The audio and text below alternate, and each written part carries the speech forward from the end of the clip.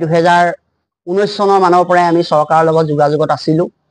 তেতিয়াৰ পৰাই আমি মুখ্যমন্ত্ৰী মহোদয় ডক্টৰ হিমন্ত বিশ্ব শৰ্মা ডাঙৰীয়াৰ হৈতেও আমি বহুবাৰ সাক্ষাৎ কৰিছো। তেওঁ আমাক বহুতখিনি সহায় সহযোগ আগবঢ়াই আহিছে।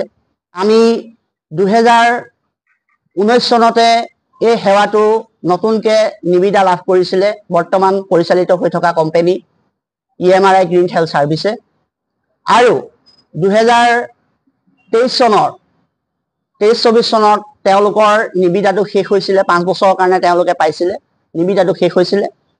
আৰু শেষ হোৱাৰ পাছত আমাৰ মনত শংকা আছিলে যে নিবিদা যদি বেলেগ কোম্পানীয়ে হওক বা এই কোম্পানীটোৱে পায়, তেতিয়াহ'লে আমি যিহেতুকে 5 বছৰ কন্ট্ৰেক্টচুৱেলত চাকৰি কৰি আছিলো, আমাৰ কৰ্মচাৰীসকল সুৰক্ষিত হ'ব নাই।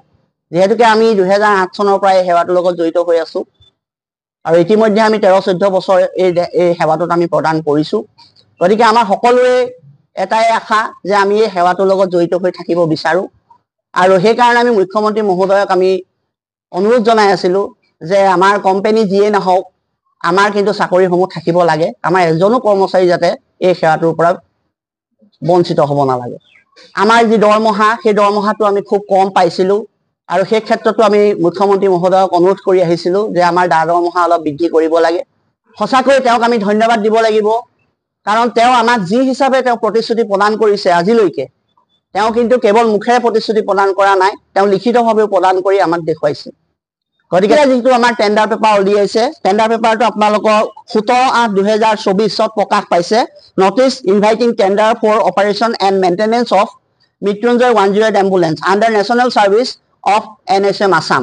এইখন আমাৰ দাবীসমূহৰ ক্ষেত্ৰত গুৰুত্ব প্ৰদান কৰি আমাৰ কিছু সংখ্যক দাবী টেণ্ডাৰ পেপাৰত কিন্তু ইতিমধ্যে অন্তৰ্ভুক্ত কৰিছে। ইয়াৰলি ইনক্ৰিমেণ্ট শব্দটো যিহেতুকে এইবাৰ টেণ্ডাৰ পেপাৰত তেওঁলোকে ভৰাইছে, কিন্তু এই ক্ষেত্ৰত আমি ক্লিয়াৰ হ'ব বিচাৰিছো যে ইয়াৰলি ইনক্ৰিমেণ্টটো আমি ভিডিঅ' যিহেতুকে লাভ কৰোঁ, কাৰণ আমি কোম্পানীৰ ফালৰ পৰা আমি সময়ে সময়ে শুনিবলৈ পাওঁ যে ইয়াৰলি ইনক্ৰিমেণ্ট সেইসকলে পাব যিসকলে ভিডিঅ' নাপায়। গতিকে আজি আমি সেই কথাটো চৰকাৰক স্পষ্টভাৱে জনাই দিবৰ কাৰণে কোম্পানীক আমি অনুৰোধ জনাম যে কৰ্মচাৰীসকল আমি কোম্পানীৰ কৰ্মচাৰী, গতিকে কোম্পানীৰ ফালৰ পৰা আমাক বছৰেকত কিবা এটা দিয়াটো আমি উচিত বুলি আমি অনুভৱ কৰোঁ।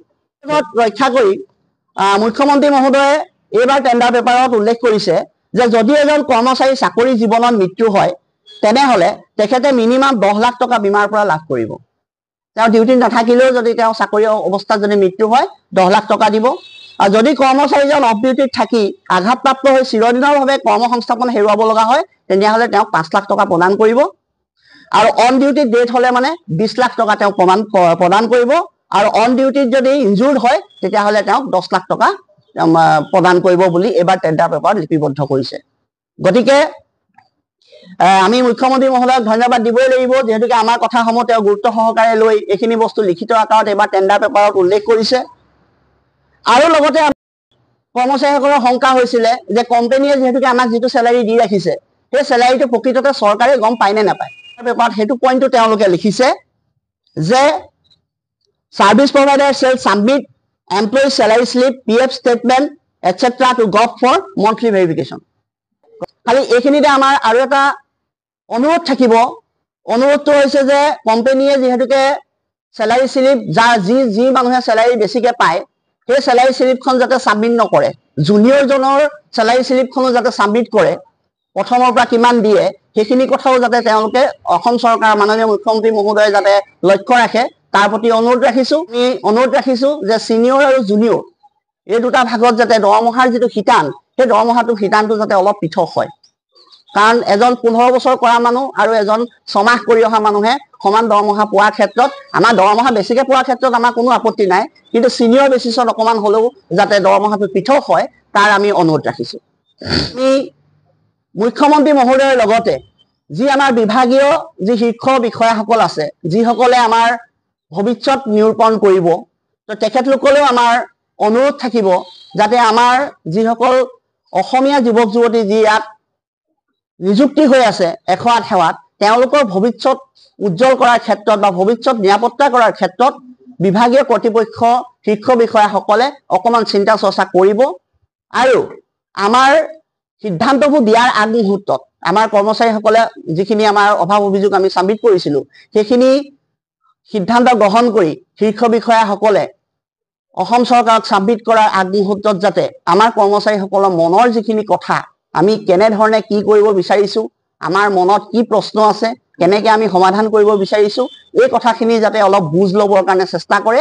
আমি আপোনালোকৰ মাধ্যমৰ যোগেদিও সেই বিভাগীয় কৰ্তৃপক্ষ শীৰ্ষ বিষয়াসকলক আমি অনুৰোধ জনাইছোঁ। এখন টেণ্ডাৰ পেপাৰ, ইয়াৰ পিছত হ'ব MOU, মেমৰেণ্ডাম অফ আণ্ডাৰষ্টেণ্ডিং, এখন চুক্তি হ'ব।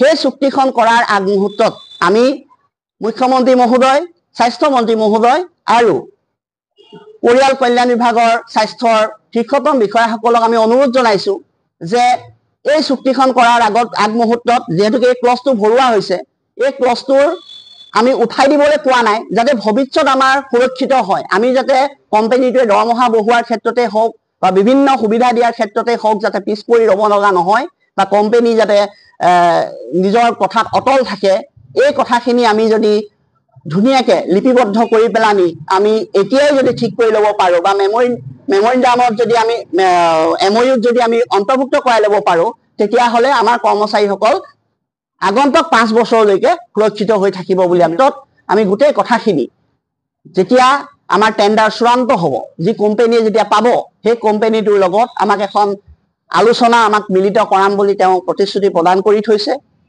গতিকে আমি সেই মিটিংখনৰ কাৰণে খুব আগ্ৰহেৰে আমি বাট চাই আছোঁ। আমি আশা ৰাখিছোঁ খুব সোনকালে আমাৰ লগত টেণ্ডাৰটো চূড়ান্ত সিদ্ধান্ত প্ৰদান কৰি আমাৰ সেই মিটিংখন CM ছাৰে আমাক উপহাৰ দিব।